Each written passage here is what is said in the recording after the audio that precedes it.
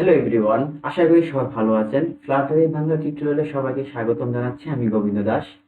তো আজকে যে বিষয়টি লেকচারটি থাকছে আমাদের ListView ডট সেপারেটেড। তো আমাদের ListView ডট সেপারেটেড এই জিনিসটা কিভাবে কাজ করে সেই বিষয় নিয়ে একটু আলোচনা করব। তো আমি গত লেকচার ভিডিওতে দেখিয়েছিলাম ListViewটা কি, ListView কিভাবে কাজ করে, এবং দেখিয়েছিলাম আমি ListView বিল্ডারটা কি, ListView বিল্ডারে কিভাবে কাজ করে। তো আজকে যে বিষয়টি নিয়ে আলোচনা করব সেই বিষয়টি হচ্ছে আমাদের ListView dot separated. The separated জিনিসটাই হচ্ছে আমি হচ্ছে that list video separated construct used to generate a list of widget, মানে একটা লিস্ট অফ উইজেট কে বাই এডিশন টু সেপারেটেড উইজেট মানে সেপারেটর করা। এক কথায় বলতে গেলে আমরা কোনো দুইটা উইজেটের জন্য সেপারেট ভাগ করে দেওয়া হচ্ছে আমাদের সেপারেটেড কাজ।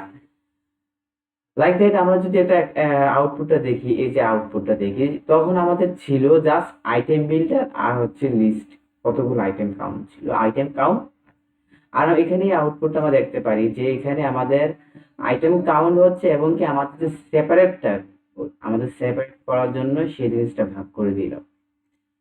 তো একটু কোডটা দেখলে আমরা আর একটু ক্লিয়ার হতে পারবো।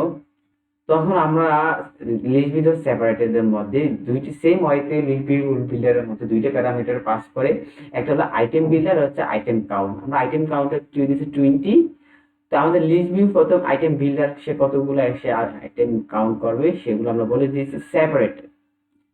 সেপারেট বিল্ডারের জন্য একটা পজিশন বলে দিলাম, সেই পজিশনে সে প্যারামিটার পজিশনটা, সেই পজিশনটা আমরা পাস করে দিয়েছি।